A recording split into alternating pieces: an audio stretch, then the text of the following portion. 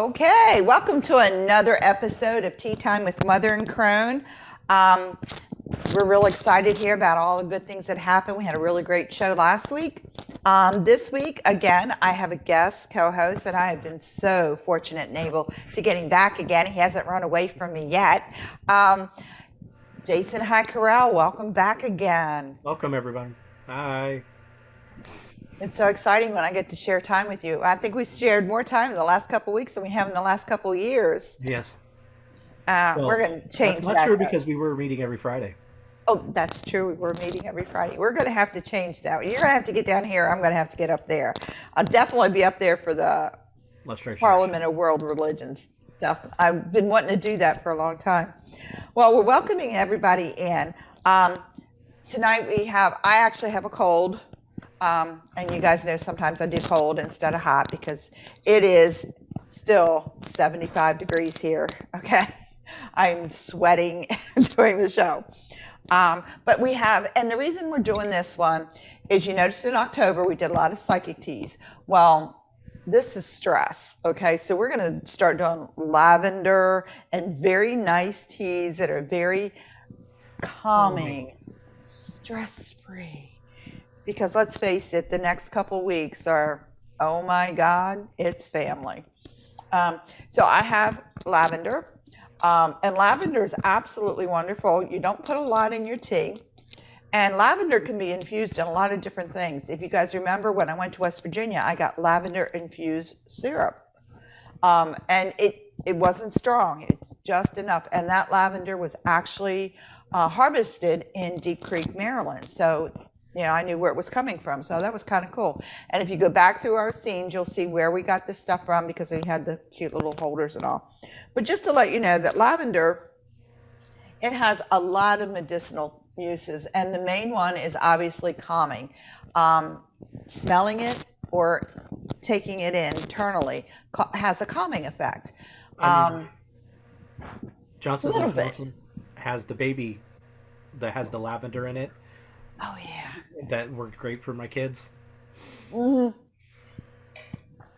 They used to put lavender above the cribs where the baby couldn't reach it, but entangle it because the smell would calm the child down. Now you can buy the wash, the baby wash, the lotion, the shampoo. You can even buy air freshener with lavender in it. If you really want to knock your kid out, just, no. But it is calming, and taking it internally, again, I tell everybody, be very careful, but there's some really good qualities in the lavender. It has, of course, your vitamins D. It has vitamin C in it because it's a flower. It has a calming effect. It also helps soothing with the stomach. If you have stomach ailments, it can kind of ease them a little bit because of the calming influence of it. Traditionally, skin blemishes. It's good for blemishes. Yes. And if you buy it's Johnson & Johnson puts it in their baby lotion, you can actually use that. And I have said if you're having a hard time with insomnia or just a hard time calming down, actually using the Johnson's baby lotion as a hand lotion. You're putting it on, you're smelling it, you're getting it into you, so it's actually calming you down, whether you realize it or not. And that's a really good way of calming down. If you have the ability to have the fresh stuff, that's really cool. And you can put that in your house. And a lot of people will do big floral displays, and they'll put the lavender, like stalks of it in there, because it's kind of stalky kind of thing. And they put it in there, and it really looks nice. And it also has that nice lavendery smell, that smells nice. As far as magical uses, love spells, sachets, you use it all the time for sachets. Clothing rubbed in lavender attracts love, supposedly. It's love, protection, sleep, chastity. How can you have love and chastity in the same word? Never mind. Longevity, purification, happiness, and peace. So you can love and still be chaste. Okay, I'm sure you can. It's like French fries without ketchup, No, I just well, if you're in the South, you prefer gravy over it. Yeah. Oh God, that's a Baltimore thing. I just got on a website that says Maryland is a cult, not a state. And I lived in Maryland for 50 some years, so I'm reading all of these things. And some of them prefer malt vinegar on their fries too. Yes, in Baltimore, it's Old Bay. Either gravy or Old Bay. Nothing else. They even frown on ketchup. So unless you put Old Bay in your ketchup. Trust me, Old Bay goes on everything. But the leaves, you could actually burn incense with lavender. I don't like, it depends on the incense where you get it from, because some of them are a little strong and some of them are just, it doesn't smell as good. And depending on where you get it, it doesn't smell like lavender. It smells like, you know what I'm saying. It doesn't smell quite right. No, it doesn't smell like it's natural lavender. We'll just go that route. Yeah. Now, essential oils, if you have one of the little diffusers, or if you have the little tea light that you can put the essential oil in and burn it off, that's another way of using lavender. I would not be opposed to having that kind of use of lavender in your house when you're having guests over, because it is calming. You know, I'm not putting it out there. It's not going to knock everybody out, but it is going to bring things down a notch. That's for the turkey, the tryptophan. Yes, everybody eats the turkey and falls asleep. You hope. Of course, the ones you hope fall asleep never do. It's usually the 4-year-old that doesn't fall asleep. Yeah. So, and they have a natural immunity. Yes, they have a natural immunity for anything called sleep. Yeah. There's a lot of things lavender can be done with. I really do like the idea of, I call it a sleep pillow. It's a little pillow that you put between the pillowcase and the pillow, and it's usually just a little sachet that you put lavender or something in. So it's not against your face, so it doesn't break you out, that kind of thing, but the scent comes through. And that's a nice way of relaxing, especially with the holidays and everything being crazy. Either do the lavender, your tea, or whatever you got around the house. It's 150 proof. You can pour that in your tea, and you'll be good. It'll be good. Everybody laughs when I say that, but I'm telling you, it is insane this time of year. And with this time of year, we just got through Samhain, and I don't know if you celebrate it family-wise, but that's a big celebration. Our next big one is in the U.S. If anybody's watching from outside the U.S., our Thanksgiving is coming up. And that is one of the most traveled days of the year. I believe it's still quite up there for traveling. So this is the time of year when, you know, the word family can mean a lot of things. Some of them not always pleasant and nice. If people say something, the comedians always have a lot of material when they talk about family, you know, and sometimes you can just say, I got to do this. It's a family thing. And everybody understands. We don't know what it is, but we totally get it. You know, it's a family thing. So there are no such things as normal families. Let's just put that out there. Every family has abnormalities to them. Everyone. So, and I used to laugh because, you know, you go to your relatives, you know, and they're trying to put on a good show, and you know what these people are really like in real life, and you're sitting there going, oh yeah, this is going to go well tonight. I have my father's family, my extended family is quite large. My father had quite a number of brothers and sisters, and I have like 25 first cousins. So we're kind of prosperous in that area. And it was always amazing to me when we would get together, because it was never small gatherings. It was always, you know, everybody brought all their kids. So you met at the Legion or whatever and filled up the whole banquet hall. Basically, you know, it was just us. And it's crazy. And I do get family. My family, a lot of my family is military, so they've lived all over the world. So they come away with customs they like. If they live somewhere and really like the way they did something, they'll just bring it home with them and do it. So needless to say, our family, my extended family, is like kind of crazy when it comes to different things, traditional things they do. One of the good things they like to do, though, and I can really say this, is to make sure that this time of year, this is when we reach out. This may be the only time I talk to some of my cousins, but this is the time when we reach out to each other. Just hey, nothing more, just hay, and Well, we get it. My family, it wasn't. I mean, well, depending on which great aunt was fighting with which great aunt, how many Thanksgivings you actually attended. However, sometimes we would do a great big one where we would meet at like the Legion or something like that, and just do a great big one. But if the great aunts were fighting, of course you can't go to one without going to the other. Uh, one Thanksgiving, I did like 5 Thanksgivings. Oh my God! And you have to eat at each one, right? Yes, and you've got to eat at each one just a little bit. I mean, you don't have to, No. I used to end up, when I was in Maryland, my family's mostly in West Virginia, so Maryland, my late husband had a large family. So I catered. I had my own catering business, so it was assumed, and I love that word, assumed that, oh, Pam can handle this because she caters for 300 and 400 people at a time. Never thinking that that's the last thing I want to do is cook all frippin' day. So it was always like, we finally got to where we had, everybody wanted to do a specialty dish. And I was like, that's perfect. Everybody bring their specialty dish.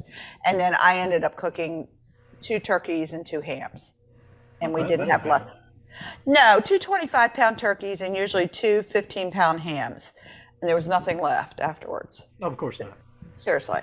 But he had a brother that made that green bean casserole with the crunch onion. You know what I'm talking, with the crunchy onion on it. And then he had did the bread dressing somebody did? I usually did the dressing because I did an oyster, and yes, it is a thing, oyster dressing. Yes, I know it's an oyster dressing. I know it's such a thing. I'm not a big fan of it. I've never been a big fan of it.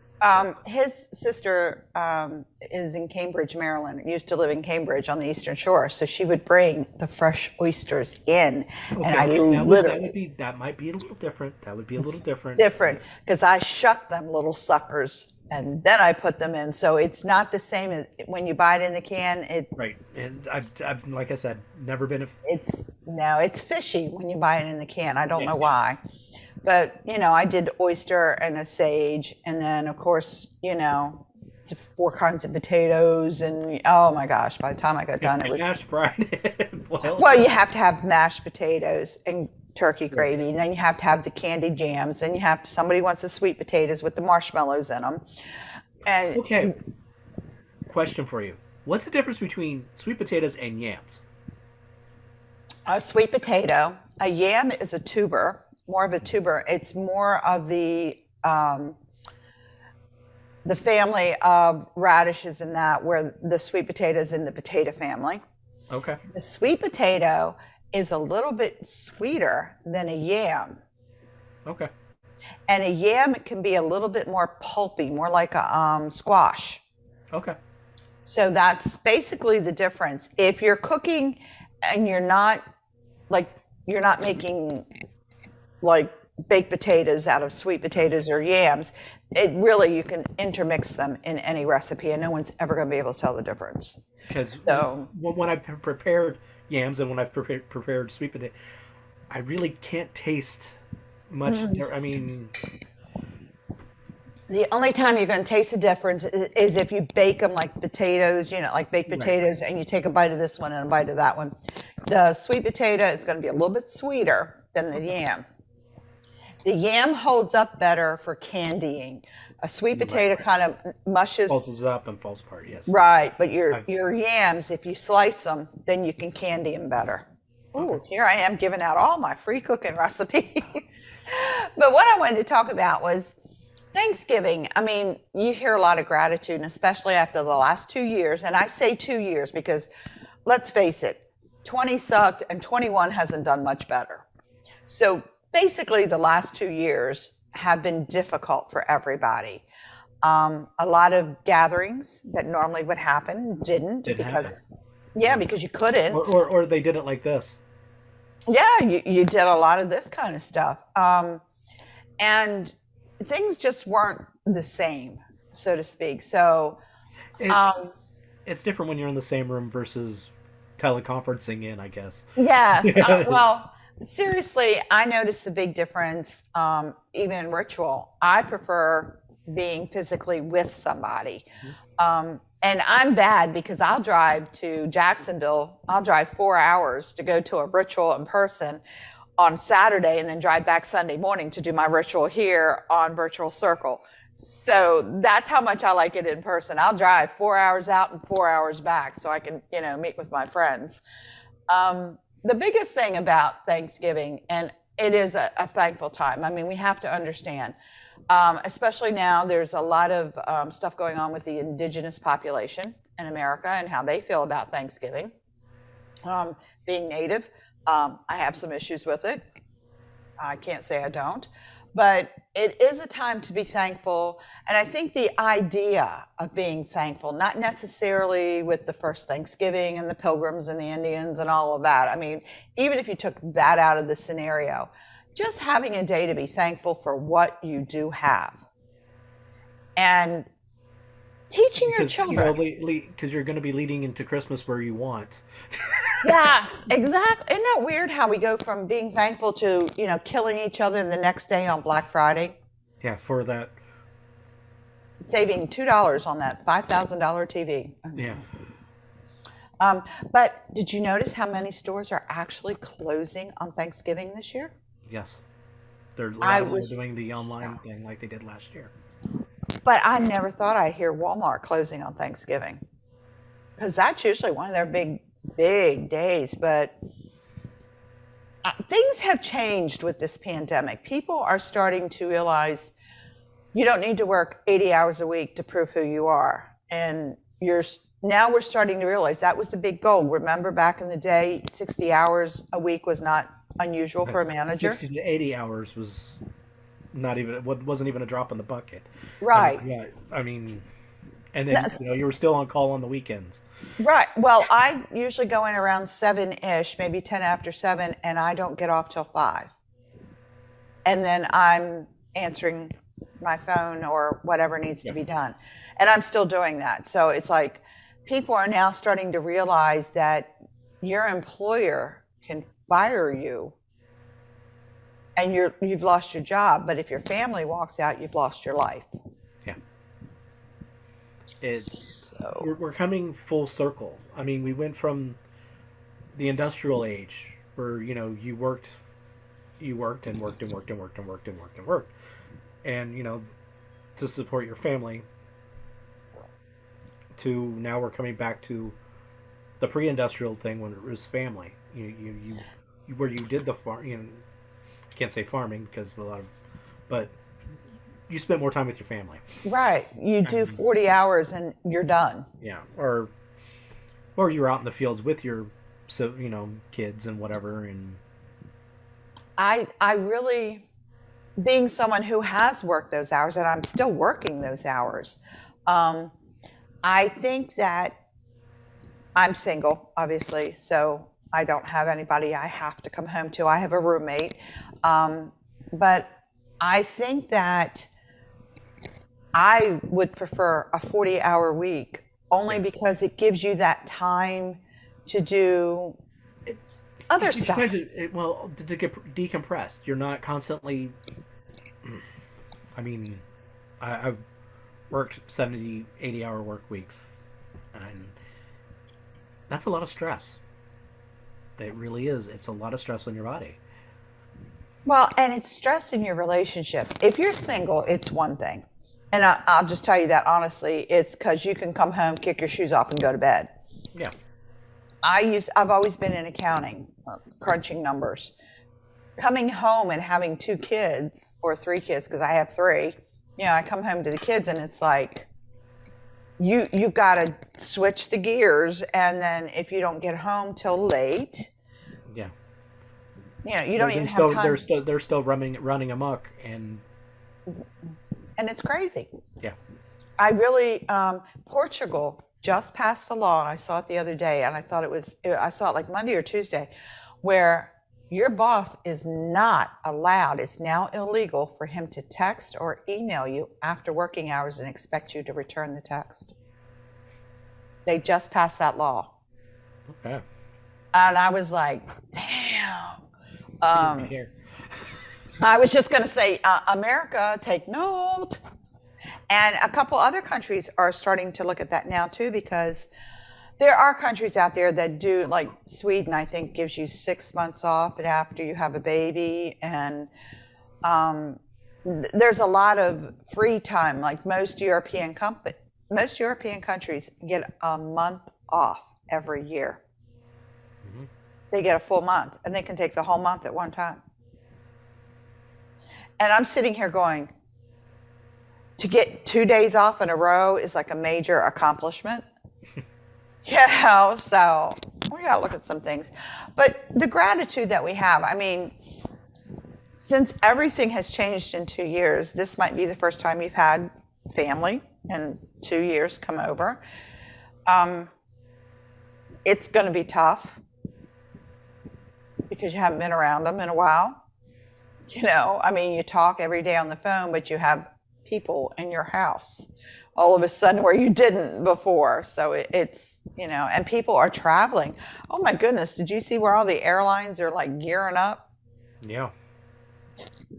So people are traveling now, and there are European countries that are actually shutting down because COVID numbers are going up. They're shutting down. And here we are in the highest traveled holiday, and people are using it because what was it? American Airlines, was it American or Southwest that shut down, I don't know, 200 flights or something a couple weeks ago, and it was a mess. That wasn't it a ransomware attack? Yeah, and they had to shut down. Yeah. And thousands of people got stranded. So I was just thinking, the holidays are rough on adults. Let's just put it out there. They're rough on us. Okay, it's rough on adults, but it's also rough on kids. Exactly. And these little guys don't understand that. And they don't understand why maybe you don't like grandma whoever because she's an annoying mother-in-law, or vice versa. Let's be honest. Yeah. All the kids know is grandma's coming. Right. And they love grandma. Mm-hmm. So this is a time of year where sometimes it's really difficult and children don't understand, but they understand a lot more if you talk to them because they're not really that stupid. No. They can feel the tension in the room. How would they, how could you inspire gratitude in a child? I suggest possibly a gratitude jar. What they've been grateful for. Write it down, put it in the jar. And it doesn't just have to be on Thanksgiving. You could be leading up to Thanksgiving. When you're at Thanksgiving, you can read them, That's great. That would be a great way to start the dinner. And it can be completely anonymous. You don't have to sign your name or anything, but this person's grateful for actually having a job. I mean, they were unemployed for the year and a half with this pandemic thing. I think that's an excellent idea, and starting the dinner with something like that is one way to put a lot of things into perspective. Children don't have a filter, most of them, and they write from their gut. So you're going to have some you're going to have some real honesty there, which if you're not used to it, you're going to get surprised because these little guys can really hit you hard. But I like that idea, the gratitude jar, and starting it now and then having it at dinner. Everybody could pull a piece out and say, whatever's written on there, and that kind of could be your prayer to start your dinner. Yeah. That's a wonderful idea. I think children see and hear more than we realize. And when a toddler, you notice it when you have a toddler, because the words you don't want them to say are the words they pick up from you. Mm-hmm. And I swore my last one his first word was going to be shit, because that was my favorite word. And I swore that child was going to say that first. But they pick up on different things and you don't realize what you're putting out there and they're picking up. So I just want to caution parents, this is the time of year, especially with blended families, that you are going to have scheduling issues. You're going to have time constraints. You're going to have travel constraints. And it's sometimes just a massive clusterfuck. I'm just going to put it out there. It is. But you also need to show patience because you never know what's... And it's... The children need to understand. Some people say, "Oh, why should I tell my kid? They're not going to understand." You'd be surprised with those little. They can understand a whole lot more, and it's better that they get the truth and what's really going on instead of their little minds coming up. Oh yeah, this. I was watching a video about a girl going to school telling their parents about the weed they were growing in their yard.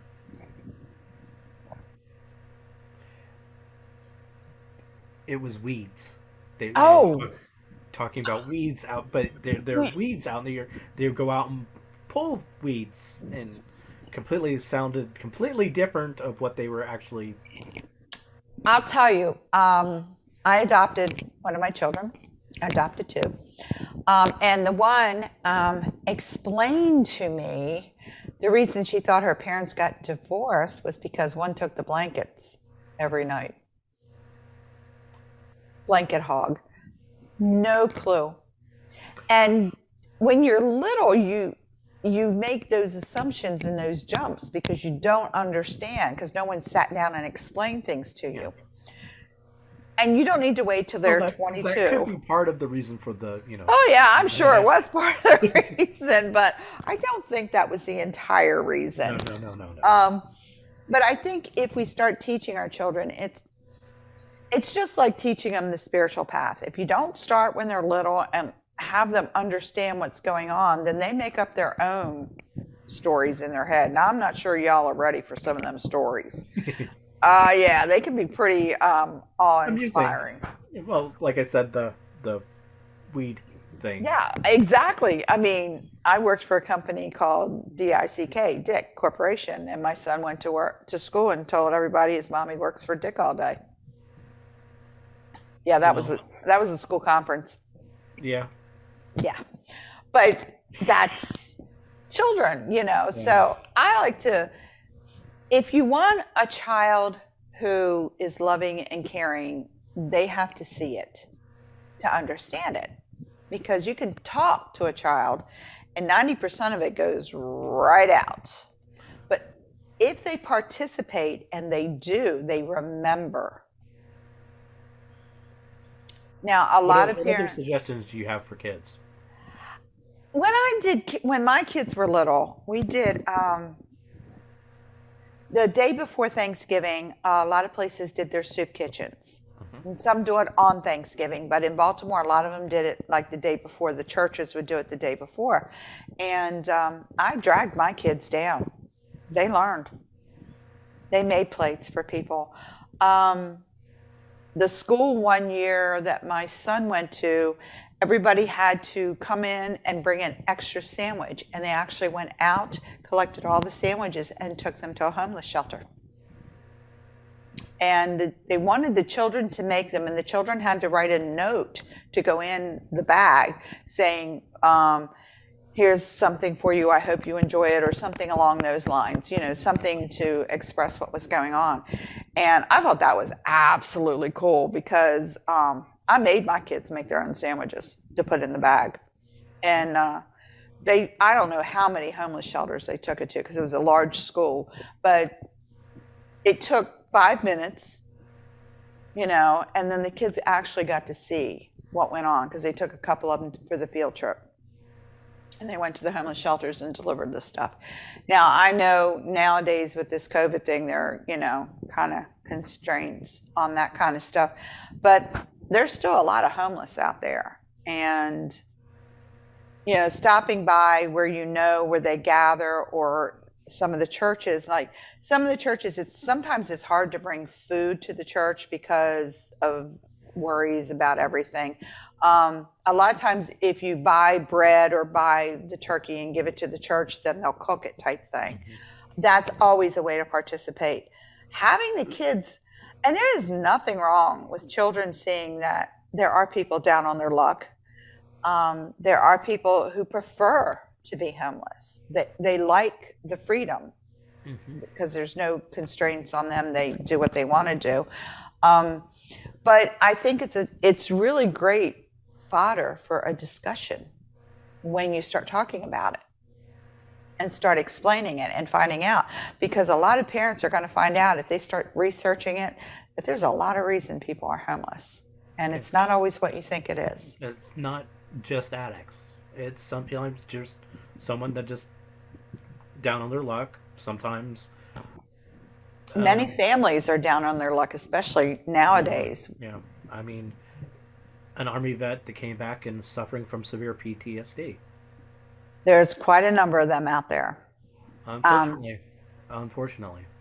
I did a lot of that in Baltimore. We did Baltimore, United Way did Homeless Connect.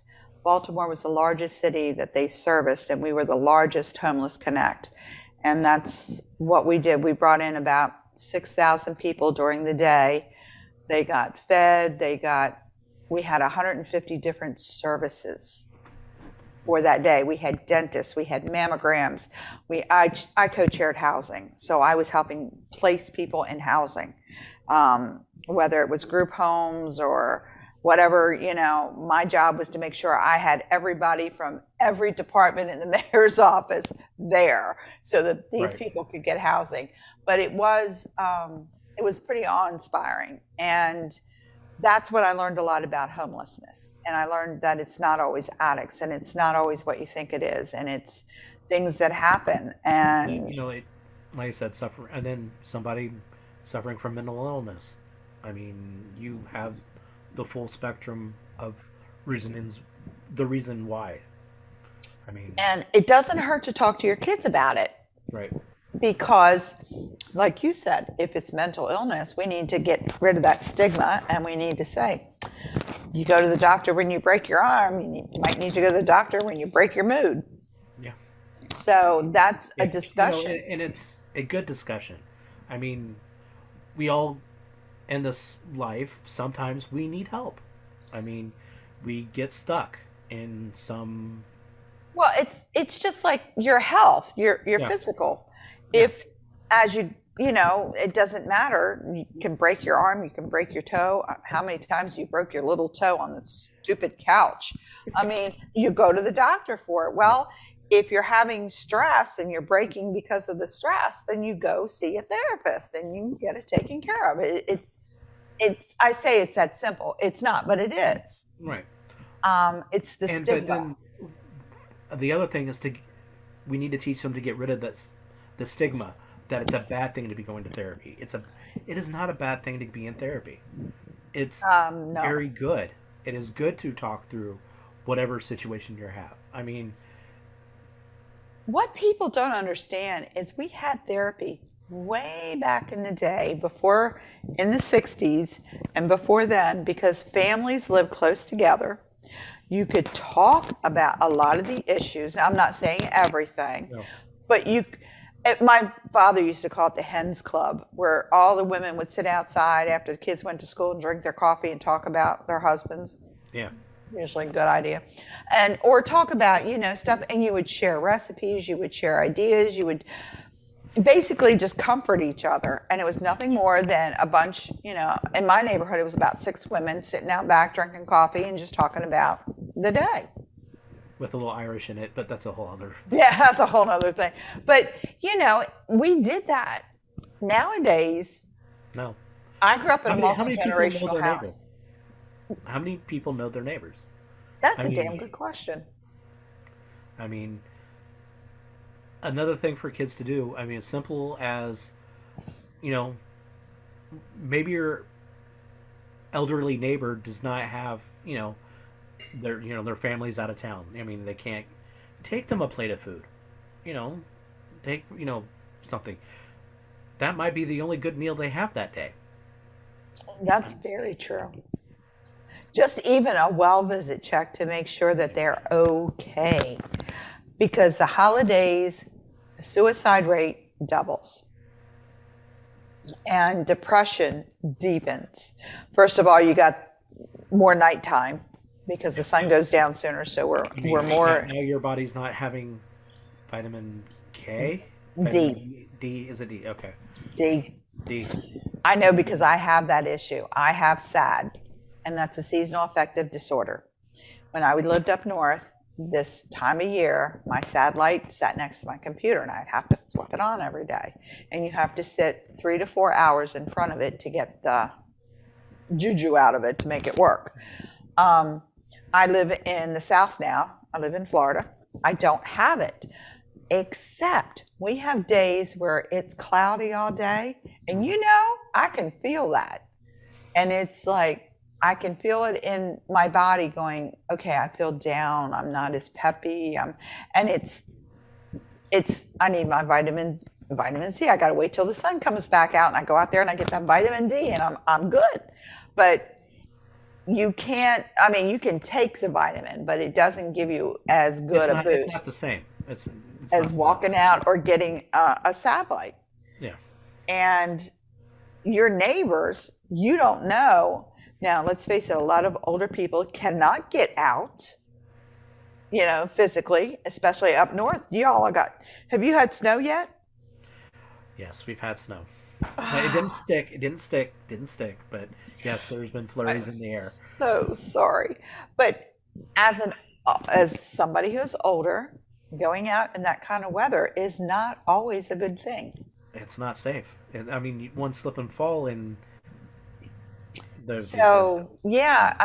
just a well-visited knock, are you okay? I brought you a piece of pie or some silly little thing. It doesn't have to be, a 10-course meal. It can be a piece of pie. But it's checking that neighbor just to make sure. And I'll tell you what, little kids are really good at that stuff. They'll go up, they'll knock on the door, and they'll hand that pie. They might not remember to say anything like they were supposed to, but they'll hand them that pie. Well, sometimes it might not make it there, depending on your kid. Yeah, well, mine, it never made it there, but and their grandma lived next door, so. But no, teaching your children these kinds of things, teaching them that it's okay to feel depressed and down.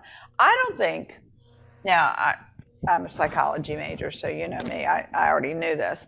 But a lot of times with your children, we don't tell them it's okay to be down. We don't tell them it's okay to have a down day. Now, let's face it, as adults, we have down weeks. I'm not even going to say day. We have weeks where it's like Monday every day. Yeah, Monday. You have Monday for 5 days in a row, okay? And y'all know what I'm talking about because you've all been there. Yeah. Have we ever thought about our kids? Groundhog's Monday. Just repeating Monday. How many of our kids have had Monday for 5 days at school? No one's ever bothered to ask them, I'm sure. But we have to explain to our kids, and this is a great time when you're talking about being thankful. It's also a great time to touch on those things. It's okay to have a down day. It's okay to be angry at something and want to just blow off, but let's find out why we're angry. Just talk about your emotions because let's face it, Jason, I know when you were growing up, you were told big boys don't cry. Yep. Big one. Yep. Big boys don't cry. And that is the saddest thing in the world to say. It truly is. Because you're denying who you are. You're human. Well, okay. When I was younger, I liked playing with baby dolls. Okay? I would carry them around, and my grandmother took them away from me. Purposely put them away because boys do not play with dolls.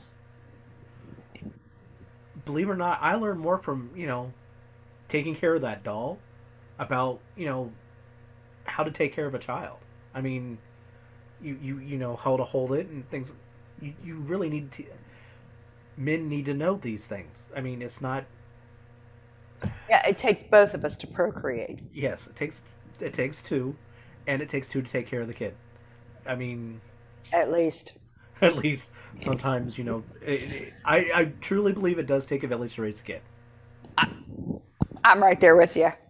It takes grandma, grandpa, and a couple aunts and uncles in there. And cousins, and, when, the other thing is, parents do need time away from kids, and they need to have adult time. They need to have date night. It is really important. I mean, I know some adults, part of the problem with their later getting divorced and things like that is they forgot to be a couple. It was always the kid, but they forgot that they're a couple. Especially, you know where that happens? In blended families. Because you come into the relationship with a child already. Mm-hmm. And this happened to me and my late husband. We both came into the relationship with children. Then after the kids grew up, we looked at each other and went, who the hell are you? Not being mean. Our first date was with our children. I'm not joking. Yeah. Pizza Hut. I'm just saying, it is, as an adult, it is good to have, even if you have kids, to have special time to go out together. I mean, because then you can talk about issues that have, come up besides just the kids. Or get to know each other. Yeah, get to know each other again, over and over. I mean, the older you get, the more you do change. I mean, things change, your body changes, and priorities change. Yeah, and I'm telling you, I went walking into a blended family, and you have, you're trying to make that work. Then you've got the outside other partners that you want to kill, and then I mean, but I'm serious. That is a time when the date night is extremely important. It also lets the children know that it's okay to have alone time. Mm-hmm. My son was more of a loner. He liked his a lot of boys, teenage boys, do what I call caving. Yes. They go in their room, they shut the door, and they only come out to eat or to go to the bathroom, and the door stays shut. And they are perfectly content. We're hermits. Yes. I call it caving. Girls usually do not do that. They come out, they're social. They're a little bit more social. So they'll want to come out and talk to mom or drive mom crazy, where the guys will cave and do their thing. But we don't teach our kids what me time is, what time is for them to do something that they want to do. Your kid comes home from school, he's got homework to do, you've got dinner to get on the table, you've got chores that need to get done, and then it's bedtime. Mm-hmm. By the time you get all that done, it's bedtime. And this child's had no real me time. Mm-mm. There's no been time to where he can process of what's going, or he or she can process what's going on in that day. I mean, as I know some of us haven't been teenagers or anything for years, but a lot, I mean, teenage hormones, you're up, you're down, you're up, you're down, you're just, there's never, I don't, male or female, you're constantly, there's no happy medium. There is no happy medium. Some days you're, higher in a kite, and the next moment. Yeah, it's like she comes home crying because the guy didn't look at her in school, and then the phone rings and he's on the phone, so she's dying. I'm never going to make it. I'm going to die. No one knows. And then the phone rings and it's him. It's like, oh, I'm in heaven again. I'm like, oh my God. I swore if I got through the girls. And the guys are just as bad. I mean, yes. I always thought if I got rid of the girls, my last one was a boy, it wouldn't be that bad. Oh, was I ever wrong. No. Whew. But, we're not teaching them. Right. And we're not teaching them self-care. We don't even do self-care. So we're not teaching self-care. We're not teaching how to handle situations. Everybody has that one relative that nobody wants to be around but ends up coming to everything. And whether they're cantankerous or whether they have dementia, that's a whole other thing. But you're not letting your children see people as they really are, because kids make up their own minds, who they like, who they don't like, and whether or not they want to be with somebody. And the one that's suffering from Alzheimer's, you know, they be telling. I mean, they can sometimes tell wonderful stories.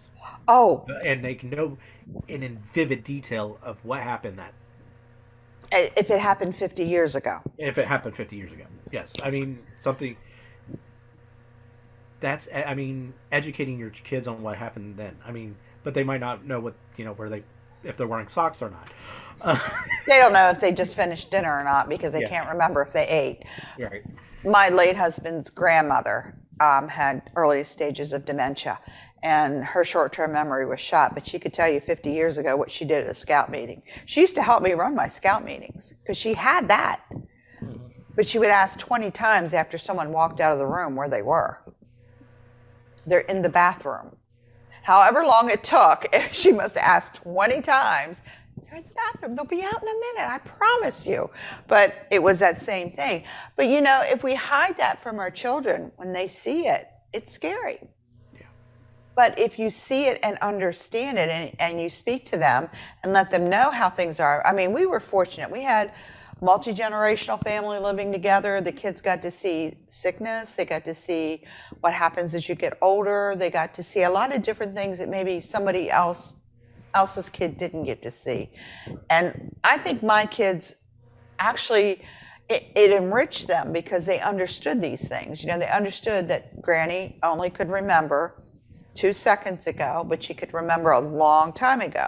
So they got used to answering the same question over and over again with her, like, where is so-and-so, or is it dinner time yet? Granny, we ate 10 minutes ago, and answering her 3 or 4 times on that, rather than them losing patience with her and not understanding. We went into a big discussion and explained about how her memory works with her in the room. And she heard what we were saying too, so she understood that she does ask that, and it's okay. Because she doesn't remember, but she has to understand when she's asked it for the 50th time in 2 minutes that maybe we're going to be a little short with her. So it was a coming to understanding of the situation. His one uncle had a stroke and could not speak clearly afterwards. So our children had to learn to work with him in a different way. It was more like charades because he could not speak back to you. So they learned another way of communicating. So, I know my kids will tell you, oh yeah, well, we know all about that, and they grew up with it because, it wasn't thrown at them. It was because we all lived together in one house. So they saw it on a daily basis. They understood how to deal with things. And I think as they've grown older, they're more appreciative of that kind of situation where they're able to handle, I think, a little bit more thrown at them because they've seen what can happen. Right. So they're a little bit more open with that. I think we try to spare our children pain and suffering because that's what we do as a parent. But I think sometimes we need to open up and explain things to our children and let them see things. I mean, I know people who never went to funerals until they were adults. Where I'm from, you were dragged. You went. Yeah. You're yeah. You're on the hip, or you're literally suckling at the breast, and you're at the funeral. Yes. And it was explained then about life and death. Now I remember, I've always been to funerals. Yes. It was not a shock to me to go to a funeral. My first husband never went to a funeral until he was an adult. His parents didn't believe in taking him. And the first time we went to a funeral, I'm like, oh, I've been to so many of them. I know this shit down. I got this, not a problem. And he literally was unsure about how to react and how to talk and how to deal with what was going on. And I breezed in like... Okay. I mean, personally, I've been to a few in my life. I mean, I always get tongue-tied on what to say. I never, no matter what you say. The standard, I'm so sorry for your loss, is usually, but... It just feels like, robot. I mean, I've been on both sides of that coin. I mean, I've been the grieving individual, and I've been just My family is Like hardly anybody talks at the funeral home. Yeah. But then we go to the wake afterwards, and it's all everything at that point, no holds barred. So, but it's also a good time to share stories of the deceased. I mean, that's and you talk about things that went on, and I swear I learn more about stuff when I go to my family's funeral than I do if I ever went anywhere else. Yeah. And it's that kind of mingling together where I think it's good for a child to see everybody upset and cry, and then to see everybody afterwards calm down and move on from that. I mean, even at the wake, you're still doing the ups and downs. You'll see the picture and start crying, but then somebody will start telling a story about when he showed up with a lampshade, and everybody's roaring. Yeah. So it's kind of, I think we don't look at our children. I mean, you don't want to impose everything on them, obviously. But there's certain little things. And this season, when we're all being thankful for whatever we're thankful for, I mean, I'm thankful I'm alive. I mean, that's a daily thing. Okay, what are you thankful for? Me, personally? Yeah. I am thankful that I have a job. I haven't lost my job since COVID started. I'll be here 3 years in April. I'm thankful I have a really nice place to live. I'm living my dream in Florida that I wanted. So I have tremendous things. I have 3 healthy children who are exceeding all expectations. Yes, kids, I'm giving you all glory. I have grandchildren that are grown and doing their thing, and they are absolutely cool people. And I have great-grandchildren that are starting to, I have one of them that's actually coming into the fold as a little witch. And it's very exciting to live this long. My parents died very young, so this for me is all new. And I love it. I think it's just the fact that I am this old, I've lived this long, I still have my faculties, sort of. I've always been crazy, so that doesn't count. I go to work every day, I have my health. There are so many things for me to be thankful that I could literally, counting sheep, I could count my blessings and fall asleep. But I have been on that other side of the coin where I've been homeless. I haven't had a home. I didn't know where my next meal was coming from, and that wasn't that long ago. So I've done a 360 since I've been here, but I'm thankful for a lot of things, and mostly I think I'm just thankful for my friends. And I can pick up the phone, and how many times have I texted you crazy shit in the middle of the day? Let's be honest. Yes, middle of the day or later at night. Something will hit me and I'll hit you with it. And it's like, you have those friends that you can do that with. I can do that with you and only maybe 1 or 2 others, because you have to really understand the way my brain functions, that when I send you something, it's crazy bitch again, but it's me. And I know your wife's going, oh my God, she's nuts.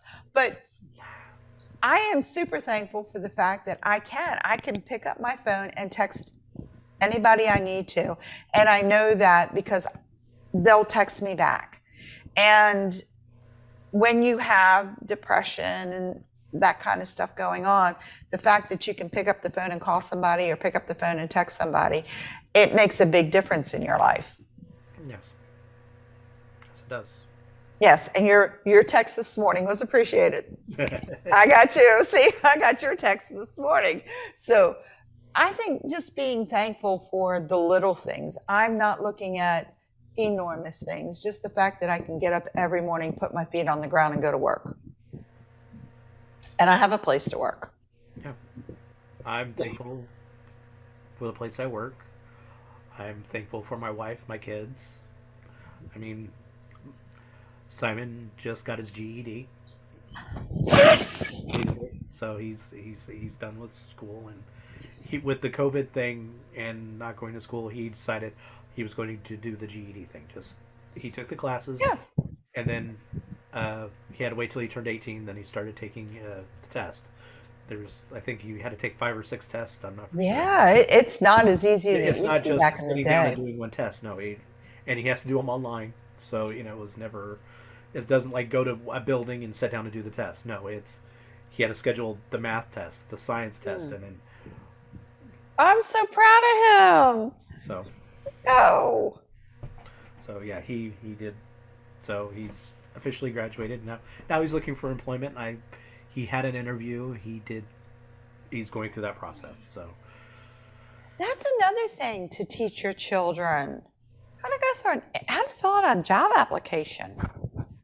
or taking them to the grocery store and let them buy, give them a list to go through. Simon had to show one of his friends on how to shop at a grocery store. His parents, he went with, but he never, did the whole make a list. This is what you need. I'm not being terribly smart. A lot of parents don't teach their children these necessary survival skills, and then wonder why they can't make it. I was talking with somebody at work that came into my work about when she went off to college, having to learn how to do laundry. Yeah, how to use the washing machine, the coin. Yes. Never. Mom always did it. Never had to. And that happens so often because, let's be honest, it's easier for you to do it and get it done. Yeah. But I was always a big believer. My kids were cross-trained. My son can cook, he can sew, he can clean, and my girls can use every power tool in the shed. Okay. My grandfather's the one who taught me how to sew. How to do, simple sewing, sewing on patches. Just the simple sewing on a button type thing. Yeah, so my grandfather's actually the one who taught me. Now, he goes, you need to know this. You will need to know this. And set me down with a needle and thread and said, sew this button on. Now, my dad showed me, because my dad was in the military. Mm-hmm. So was my grandfather. That's... You got to learn that shit in the military. Well, of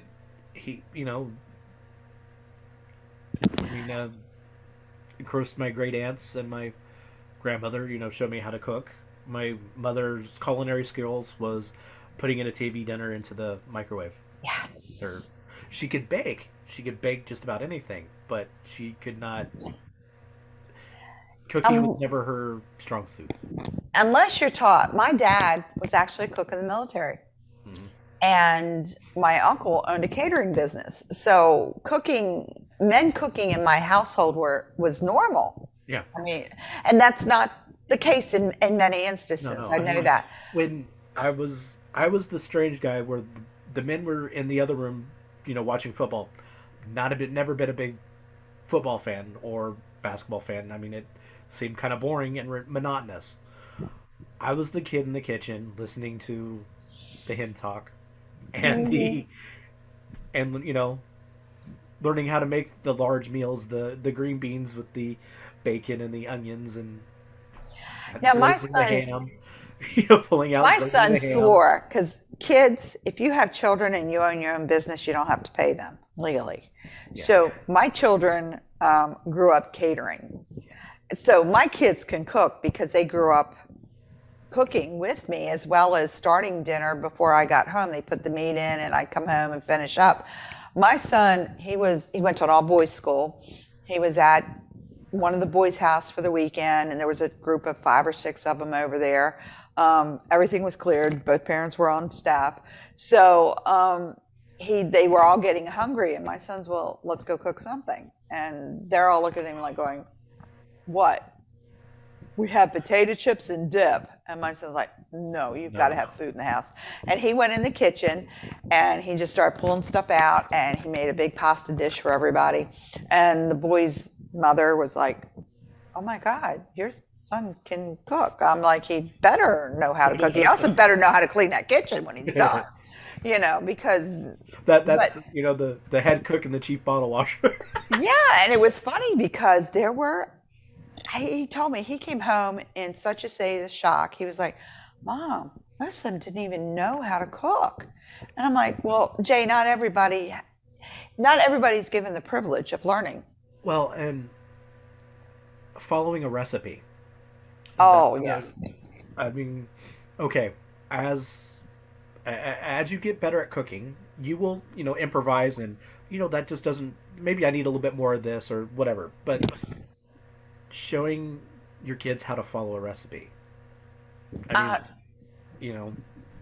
Well, my daughter, she was hysterical. She got a townhouse with a group of girls. Now, her room, we had to take a snow shovel to go through her room.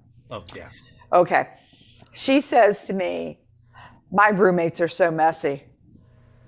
Like, nobody's messier than you. And she's like, I am so tired of having to prepare dinner every night because nobody knows how to cook. And I'm sitting there looking at her going like, yeah, I know exactly how that feels.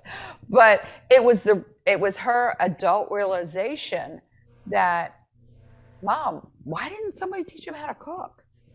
Yeah. Can't tell you, honey. But my kids learned how to cook, how to clean, how to do what needed to be done because you got to teach them. Yeah. As much fun as it is, it might take them 2 hours to fold the laundry, and you're ready to pull your hair out because you could do it in 10. Or the dishes. Oh my God. I'm sorry. I mean, even now my wife rewashes my dishes. But anyway, you might have to rewash the dishes after they wash them. But, it's being thankful that somebody took the time. Now, I grew up multi-generational family. My grandmother showed me a lot of things. Yeah. Because she had the time. She was home. Yeah. I'm going to say my grandmother showed me, different things. Because my grandmother would take me on nature walks and point out different herbs. And, this is good for this. This is good for that. That you put that in stew. Whatever. And you're sitting there like amazed that you can go out in the forest and actually eat the stuff. Yeah. The first time I found a mayapple amazed me.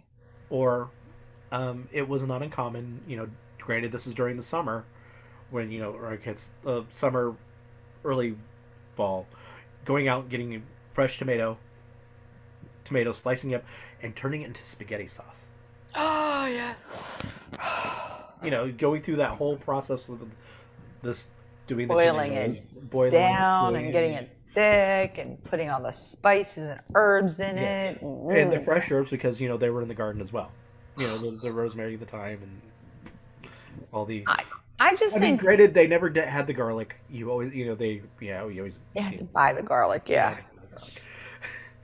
Oh, that stuff grows horribly. But, seriously... I'm thankful that I was lucky enough to grow up in a multi-generational home where we learned. I'm thankful that I have these stories about my great aunts, and like I said, during Thanksgiving you might have to tune to it because something happened, and Aunt Mabel said this to Aunt Elsie, and now they're fighting again. Now they're fighting. So, they're gonna have their immediate Thanksgiving, and they're gonna have their immediate Thanksgiving, and cousin so and so is going to have their Thanksgiving, and you need to go. In my immediate family, you're the aunt, my mom, and we're going to do the Thanksgiving, and your friends invited you over for some things. Yes. I'm like, I was inundated because I guess people think I'm single and I'm not. No, honey, my turkey's there already. It'll be put down in the refrigerator a little bit later on this week so it can start thawing out. But no, I mean, it's great that people check on me. Do you want to come to Thanksgiving? No, I'm going to stay home in my pajamas all day and eat turkey. Eat turkey and... Lots of wine, lots of turkey, lots of cranberry sauce. I'm good. The whole world can go away at that point. But I think teaching our children... just the little things to be thankful for that they know how to do.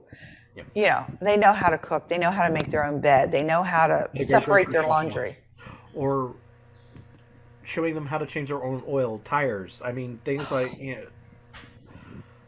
how to do a flat tire. I mean, believe it or not, that my son's already had to do that. But, we showed him on, My daughter, my daughter's school had this thing to go to Appalachia, West Virginia. I ended up at my third cousin's house to work on the houses for seniors and low income. It was part of a thing that they did. So we shipped up to West Virginia. Well, she wanted to take the old car because she loved driving it. So I let her drive. But the car, I swear, we went through oil like it was water. It got maybe 5 gallons to a quart of oil. So she had to learn to check the oil, check the power steering fluid and the brake fluid, because it was a really old car, but we only went like 5 hours away, so I wasn't really concerned. Right. We drove it up there, and we get there, and she's 17, and they were going to go into town to the Dairy Queen, and she's like, Mom, can I take the car? And I'm like, I really don't care. I said, but you always had to check the car, because So she goes out there and she throws up the lid and she's checking and making sure all the fluids are good. And she opens it, going to the back, getting out the jug, and there's 5 guys, and no, she was about 16. There's like 5 guys sitting there watching. Have no idea what she's doing. One of them finally got the nerve, because they went to school together, and he walks up to her and says, what was all of that about? Oh, I had to check the oil, the power steering fluid. And she said, yeah, I checked the antifreeze while I was under there too. And this guy is amazed. They're all standing there. They have no idea.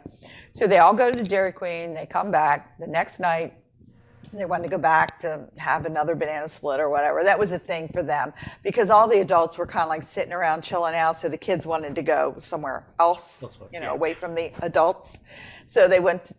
I didn't care. I said, yeah, you can go. So the one boy's like, so Angela goes to check on the stuff on the car, and the one boy follows her.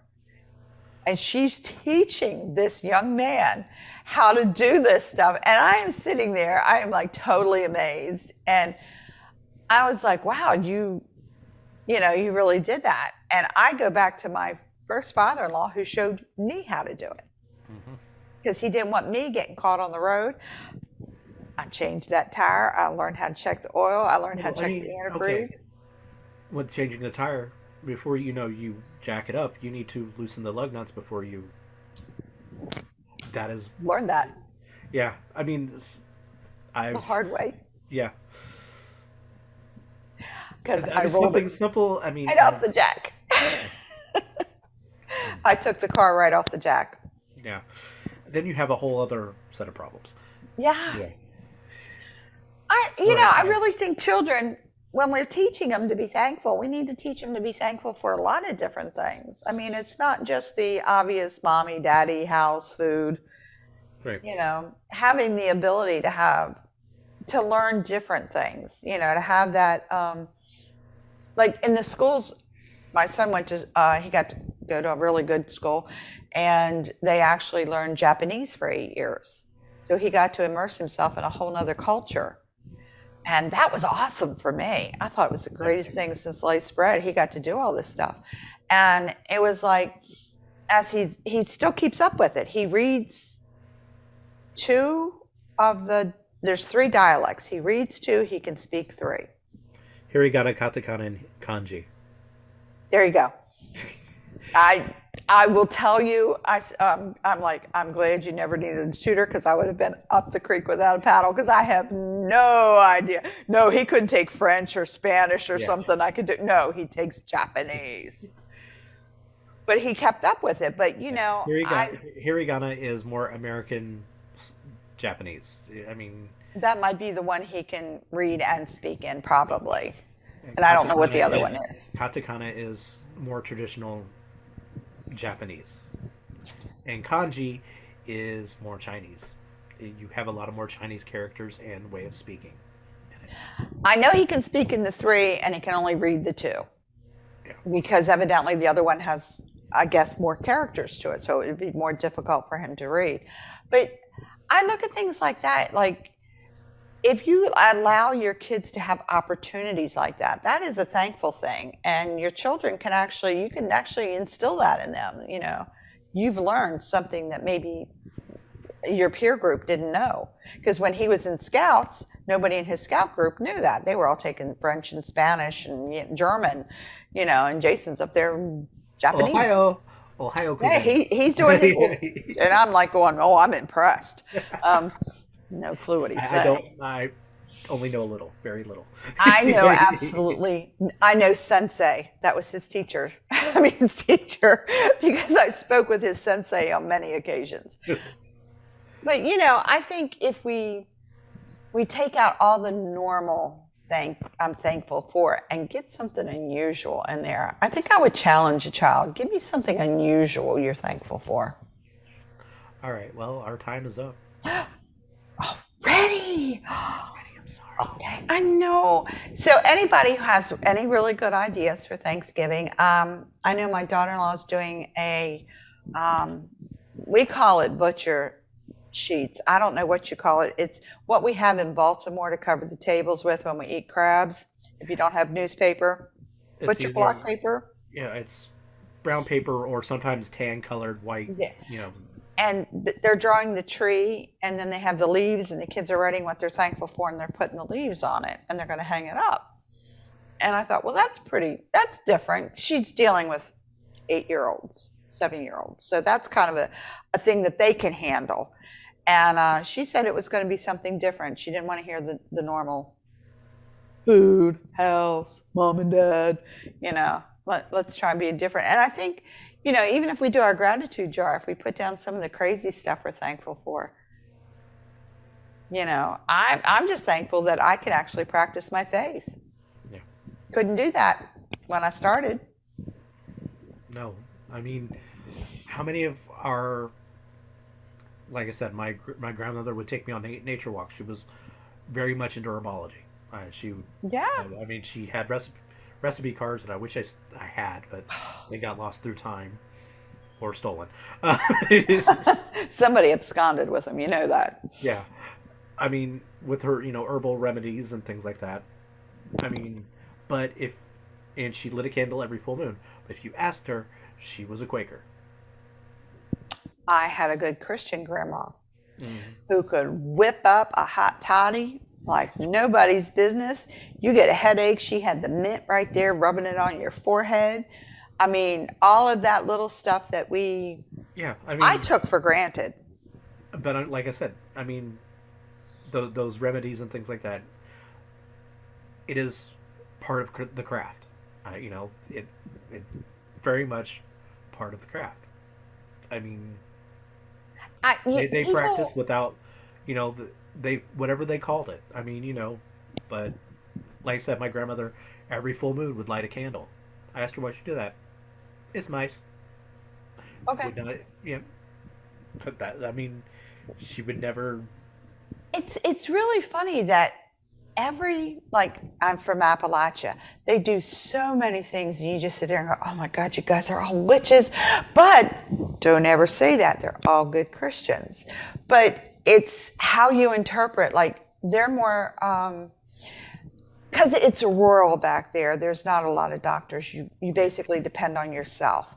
So you learn the little things to do. Oh, I'm starting to feel like I'm getting a little croupy. I need to make a lemon and honey tea. Yeah. And you don't even think about it. You just go and do it. And it's like, why are you doing that? Oh, it cuts the. Yeah, I know. That's like an herbal thing. That's like what I. No, it's not herbal thing. No. It's not herbal. That's bad. That's not what it is. But if you start, I mean, it's really great that you take that and you tweak it to your lifestyle. I'm always asked, like, well, what do you do witchy? I live my life, and my life is, because I'm a witch, I follow. Someone asked me that, how do you live a witchy life? And I'm like, no. How do you live a Christian life? I asked that question too. I mean, someone asked, do I have altars everywhere in my house? No. I've got a couple set up, but nothing, But if you were to look at them, you would never tell it's an altar. I mean, to be honest. I mean, I obviously have, virtual circle altar, but. No. I mean, a simple altar. I mean, I have a statue that I have a candle by.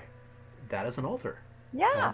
My Hecate altar, it actually, or triple goddess altar. I mean, that is. But I get asked, simple. How do you live a witchy life? And I'm like, you do everything with purpose. Yeah. You get your coffee or your tea and you fill it and you stir it and you put good intentions into it. Like, I'm going to have a good day today. It's going to be a good day. The boss is going to leave me alone. The boss is going to leave me alone. The boss is not coming in today, But no, I mean, I get asked that, how do you teach your kids the craft? You teach them by doing it. I know that's shocking. Yeah. But, you don't have to have a wall that looks like this. You can have a normal house. I've never been normal, so, my kids are used to it. But just the little things. Abby, it's all good. Oh, I'm just crazy. My kids will tell you. You're Abby normal. I'm Abby normal. Let me tell you, my children will call me something else. But it's, and then you've got your kids and you're explaining it. Like, when my one granddaughter was little, I had a teaching altar, and of course, I set it up, and she had played with all the candles and they were all in the wrong spot. And then I'm like, I go to open the cauldron and there's my little pony in the cauldron I had to take out.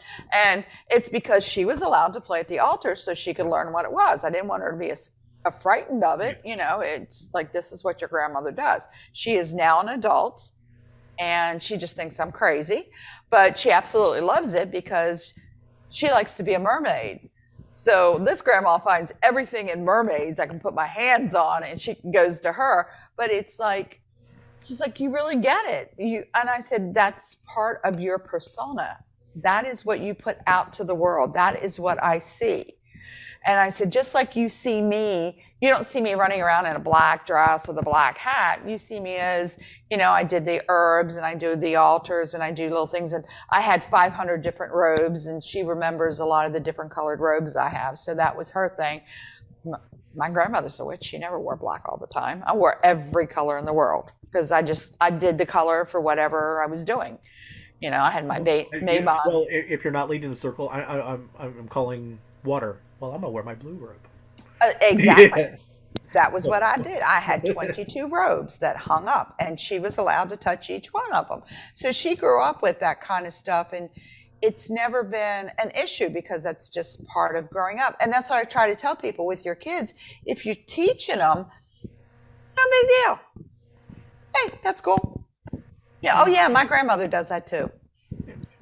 Yeah. Kind of thing.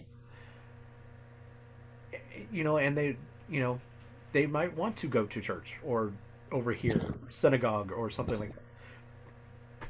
I mean, just because we're on this path, that's not necessarily their path. I got a lot of negativity. My late husband was Irish Catholic. Mm-hmm. Staunch Irish Catholic. I mean, Catholic to the core. And I would go to church with him, or Saturday or Sunday, whenever he went. And I sat right next to him because he went to my rituals with me. Uh-huh. And someone asked me, says, well, how can you go to church if you don't believe it? I said, I never said I don't believe in God. We just worship differently. And I said, there's not that much difference between what I'm doing and he's doing. I said, I participated because I was praising my God. We all have in our heads what our God looks like, or goddess, because you personify it. Yes. That's why Jesus has light-colored hair and fair skin. Really? But you personify it. So when I'm in there with everybody and they're looking at Jesus, I'm looking at Dionysius, because that's who's in my head. So it doesn't matter. I mean, people were like, well, don't you feel conflicted? Why would I feel conflicted? We're all celebrating deity. We're all worshiping deity, just in a different way. I mean, right. When I was going to Mass, I really saw it as just a different way of worshiping. I mean, the basics are still the same. I mean, 90% of it's still the same. Instead of cakes and ale, we have communion. Yeah. Other than that, everything's the same. I mean, yeah, the same thing, but different meanings. I mean, well, we don't do transfiguration, and the Catholics do, so they got one up on us. They do high magic. We don't actually, they believe it Yeah, that's high magic. I mean, we have our act of power, but transfiguration really gets me. Well, my favorite is when I was studying to become Catholic, a Jesuit priest said it's actually high magic. Their words, not mine. Look, my priest knew I was pagan, and he was like, I mean, so did, I mean, okay. I said, I'm not going to say anything, but every once in a while I would have to have a joke with him about it. I was like, man, if I could get down that transfiguration, I would be great witch. I just can't get that down. And I won't tell you what he said. It's very colorful. But, and it's that kind of thing. We grew up in a household. I raised my children. You can pick what you want. This is all the stuff. If you want to go somewhere else, let me know. We'll go. Yeah.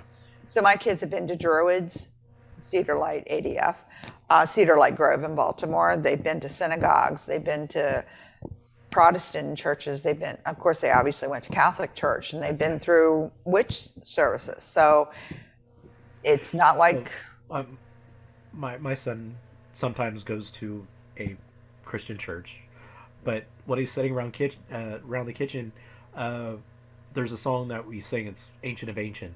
He'll be sitting there humming along and just singing Ancient of Ancient. Ancient of Ancients. Yeah. Or when you hear your kid come out with Namaste. Yeah. Or Blessed Be. Yeah. That freaked me out the first time I heard my kid say it. I was like, oh, God. But, it's just like anything else. If you teach them, they'll learn it. And, so I think gratitude... exposing them to different faiths. I think helps them understand other cultures and where they come from. I think every child needs a spiritual base, regardless of what it is. With not cults, you know what I'm saying, Protestant, Catholic, whatever. But they need a base to work on. And from that base, that gives them hope. It also gives them something to believe in, something to maybe give them a second before they do something stupid. The phrase, what would Jesus do, used to drive me crazy. But if you stop and you repeat that to yourself, that gives you a 2-second window to change your mind. Yeah. And that's all it is. Because I don't care who you are, kids have impulse control issues. I don't care, the thought comes in their head and... Yep. Why'd you do that? I don't know. I just thought about it. Yeah. One of my son, Seth, Simon is several years younger than he is. So, they tend to butt heads. Well, we had timeout. That's, if you did this, this is your punishment. We had it on the refrigerator. So did I. Anyway, and, if they, you hit your sibling, this is your punishment. Simon was being extra Simon that day. Just, pushing and pushing and pushing. Seth looked at the punishment, looked at Simon, smacked him upside the back of his head, set the timer, set his butt down. Totally worth it. Oh my God.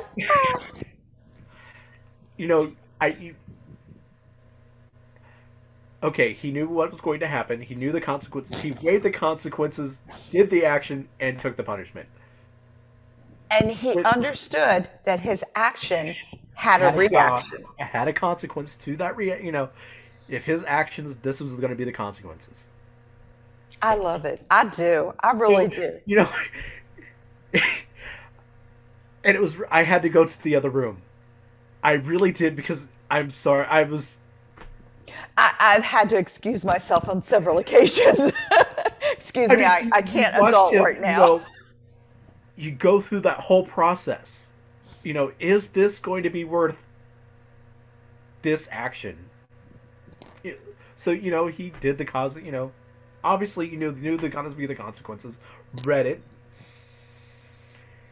decided, smacked him, and did, and took his punishment.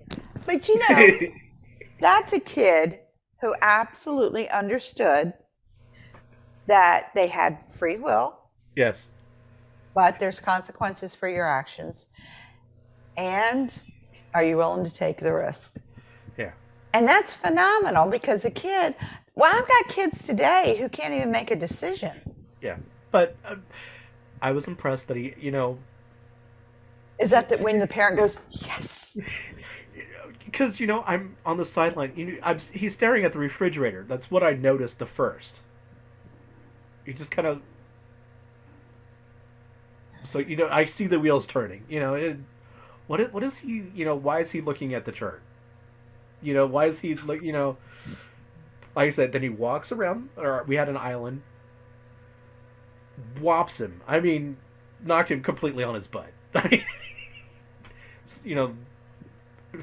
Sometimes you just gotta do it. Okay? I had a little brother. Sometimes you just gotta do it. Right. And then, after whopping, walks over to the stove, and then does the circle, sits down in the chair. Totally worth it. I'm watching this all transpire. I'm in shock because Simon's obviously crying, kind of. Yeah, I think I wouldn't even call it a cry. It's kind of one of those. He just hit me. It didn't really hurt, but I'm gonna make a scene. Yeah, I'm gonna make a scene. So but then you really can't say anything to him because he weighed all his options. Thought it was worth it, but Simon was annoying him for an hour, 2 hours. Just being the little brother. Being a little brother, yeah. Being a little brother. That right there says it all. My granddaughters came in, and they didn't always like to stay with me because I'm the grandma with rules because you're not going to drive me crazy.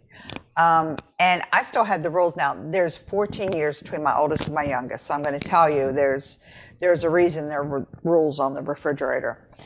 And Jessica comes in and like, why do you have rules on the refrigerator? They're almost like mommy's rules. And Brianna turns around, looks at her and says, how do you think raised mommy? Duh. It's like, but it really impressed me that my daughter had the rules on her refrigerator because I was like, you learned something. Because we had to do that because of the age span. Well, I have a 16-year-old and a 2-year-old. Right. No, do not do that. Yeah, really don't, because he's up all night teething and she walks in the room and you're grounded. Why? You breathed. That's all she had to do was breathe. You're grounded for a week.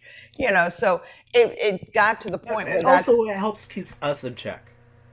That we're not over. That's why we had to write the rules up because Jason was not a good sleeper.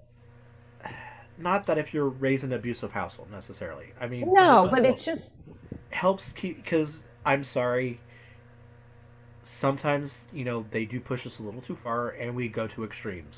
Yes, like she walked in and breathed. You're grounded for a week. You breathe loud. You kind of woke him up. That's one of the extremes, or And okay, with mine being so far apart, as parents, we still have bad days. Something that day just irritated you, and your kid comes in.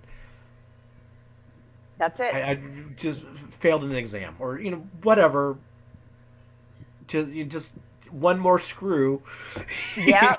Well, that's what I said. Mine were so far apart. I had a toddler cutting teeth at 2, and I have a 16-year-old who's so hormonal. It was like, ugh.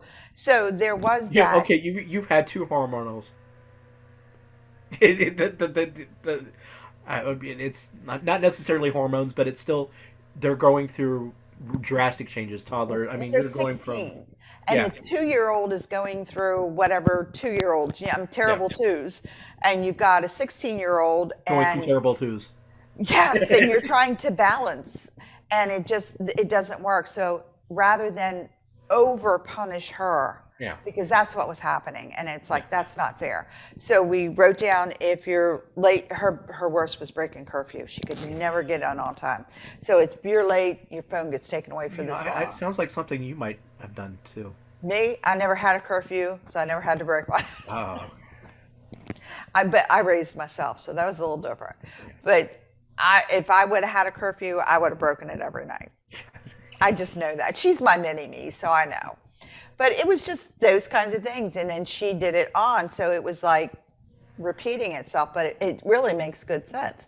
But there again, we're talking with the kids. We sat down, we wrote it up, we listened. I mean, same thing. We sat down with, because we had the 3 older ones are only a year apart, or year and some change, couple months. But, I mean, they're really close together. And then we have Simon, who is like 4 years difference between Seth and. That's enough to make it. There's still enough gap. But because of the way they age and the way they mature, that is a huge gap. Well, and the 3, I mean, they're so close. I mean, they were always. Then they left Simon out, which Simon would try to. He wanted to make it 4, and it didn't work. Right. Yep. But I think the thing to take away with Thanksgiving is look at the unusual blessings that you have. Like, sometimes a blessing, like I grew up in a multicultural home, which is really cool because I'm very tolerant of other cultures. I'm very aware, and I grew up with 5 grandmothers alive at the same time. And then I also had great aunts and great uncles. I mean, great aunts, great uncles, and I guess multi-generational. I mean, really, I had 100 years, experience, kind of. And you don't get that anymore. No, I mean, my great grandmother passed away when she was 90. And my great Mommy Davis passed away when she was 93. I was 6 when she passed away. Wow. But I mean, I still had some. Still told me stories, and when I was she had a chicken coop, and and then of course, when I say indoor plumbing, she didn't get indoor plumbing until she went through her 2nd bout of cancer, and by indoor plumbing I mean the pump came inside. Oh yeah. They didn't trust those pipes. No. But she still had an outhouse. But when you grow up with something like that, that's different. Yeah. And I think that's a thankful thing. It makes you appreciate indoor plumbing now. It's true. We had an outhouse. I don't know who. I mean, an outhouse during the winter is not necessarily the best thing. Even you go to the throne room and it might be a little cold, is not negative 30 degrees. No. Let me tell you what the guys in Scouts used to do when I was in Boy Scouts. They'd wait till all of us women got up and went to use the bathroom because they were metal lids and metal seats on a wooden box. In camping. So in January in Baltimore, you go sit on that, and I guarantee you might get stuck to it, but it's going to be cold. So all the guys used to wait for us to do that. Well, what they fail to understand is we can stand a little bit off and we can pee, and we don't have to sit on it. When you'd hear every once in a while one of them going there, you'd hear their woo. But they always used to joke they wait for us to go to the bathroom first. But yeah, I can appreciate that one. I think we need to just really look at the unusual things we're thankful for. Yeah. Just make it a game. What is so unusual that you're thankful for? I'm thankful that English wasn't my first language. I got to have the ability. I don't have it now. Gosh, I haven't used it in umpteen million years, but it was still the idea that. Actually, what's funny, when I was younger, I learned to sign. And one of my neighbors was hearing impaired, so he would show me how to sign in. And which is really funny is my coworker, she was on the phone, so I signed thank you, not even thinking I was just something thank you, and she's like. I was like, then, says her son's deaf and things like that. I didn't know that about her, but, I just kind of, but I wasn't even conscious because she was on the phone. So it was a natural reaction. Yeah. A trained response almost because you're. Oh, she's can't hear me. So I'm going to, That's really cool. I mean, little things like that you know how to, that's, okay, I don't sign. I'm deaf in one ear. I didn't have to, but I read lips. I'm hearing impaired. I have had a permanent set of tubes in my ear since I was 13. I went through several sets before age 13. Before then I went through like 23 sets. Wow. They didn't have that when I was a kid. Well, I have 20% hearing loss in one ear and 10% in the other. I've got 95 in this ear. Right. I'm basically deaf on one side. Well, if they want to do surgery, they want to do it. I'm trying to tell them no, leave it alone, because I would become even more hearing impaired, and I'm already reading lips a lot of the time. And I had to do that. I was taught that in school, and I think it's really cool, because the problem I have is if I'm in a crowded room, I can't focus. So that's when I have to read lips, or you have to touch me so that I can focus on you.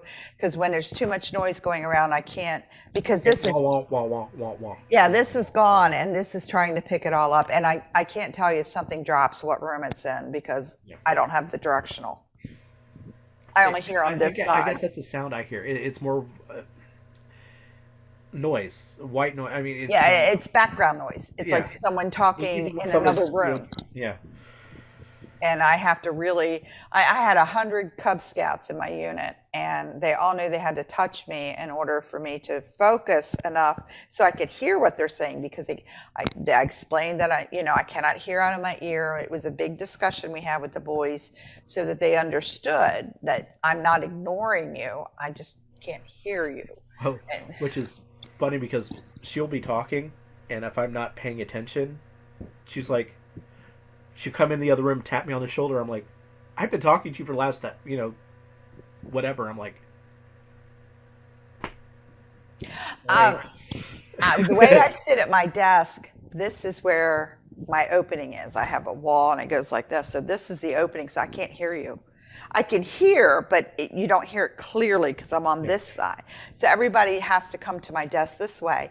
And if I'm focused, my boss stood there and talked to me day and night. He's like, did you hear anything I said? And I said, oh, you talking to me?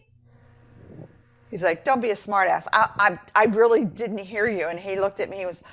I said, you're on the wrong side. I wear my hair on this side. I always have, because I can't hear, to make sure this side's clear. Yeah.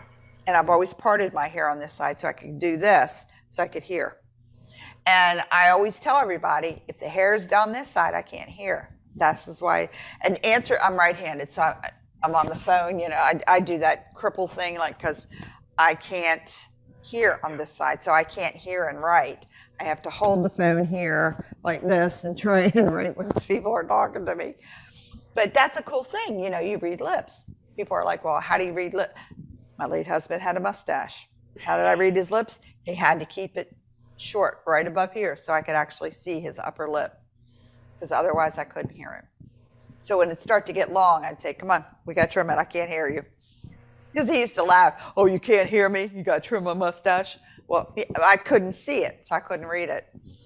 But that's cool. You know how to sign. That's an awesome thing. And like I said, I'm rusty because I don't use it on a daily basis. No, but it's really cool. Foreign language, but it is a foreign language. It is a foreign language. I really wish they would start teaching languages to children in 1st and 2nd grade.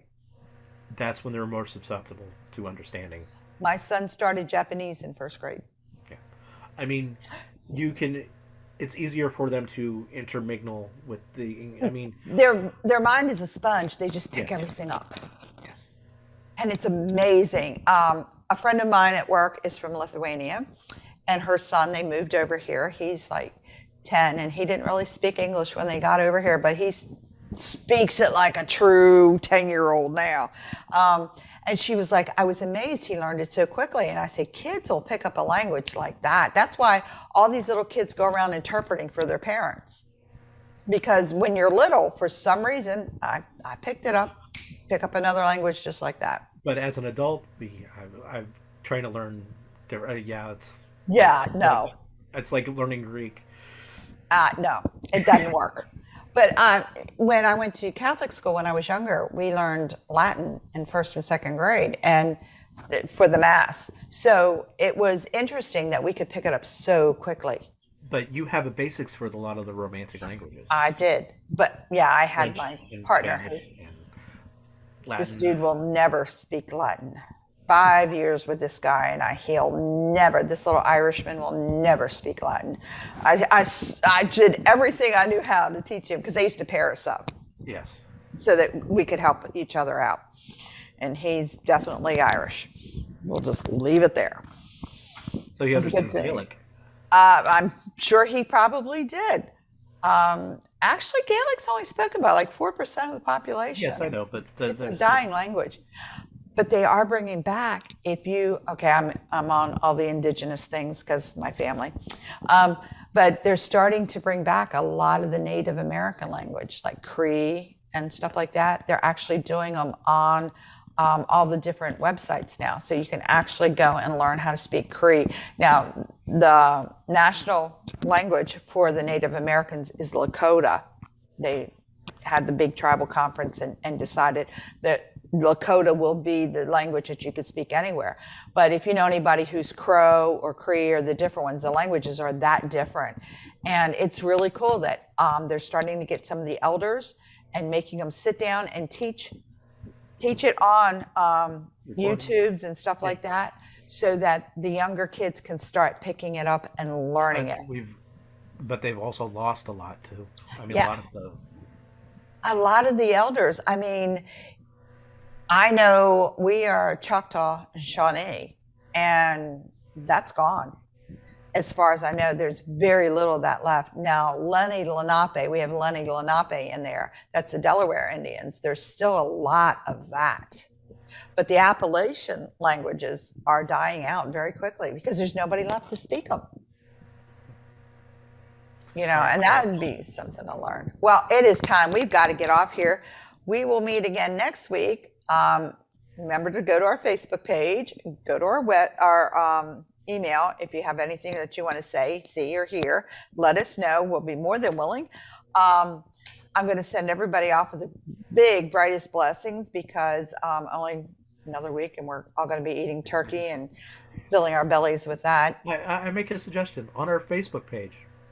After you see this video, comment on what your unusual blessing is. Yeah, that's cool. You're unusual. Thank you. What would you be thankful for? I'm going to put mine out there. I'm going to encourage everybody to put theirs out there. Like I said, I'm thankful I grew up in a multi-generational, multicultural household, because I got to learn a lot that people who are only in that little culture have never seen or done or can understand, like make fun of. I know not to. I'm thankful for my, but learning how to cook. And that's a great one. Learning how to cook. Simple. Let me tell you, there is nothing sexier than a man who can cook, because you two can get in the kitchen and you just have so much fun cooking in the kitchen. I know that sounds stupid, but I'm serious. And tripping over each other. And, one is cooking, one is washing dishes, and then, you just back and forth. It was so funny. My late husband could cook, and we would get in the kitchen together, and we would be having so much fun. It didn't matter what we were cooking. We're laughing and carrying on and just enjoying the time with each other and cooking. And as silly as it sounds, that to me is the epitome of sexy, if a man can cook, because that means that he understands. Yeah.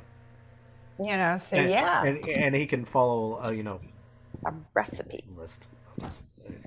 You can actually go to the store and buy. When you put one butter on there, he doesn't come back with one stick of butter. He comes back with a whole pound of butter. Do not laugh. That really happened. My brother went to the store when he was a kid, and on the list it said 1 butter. And he came back with 1 stick of butter. I'll never forget. I thought my father was going to kill him. Anyway, so, right. Have a blessed next week, we'll see you all, and have a great one.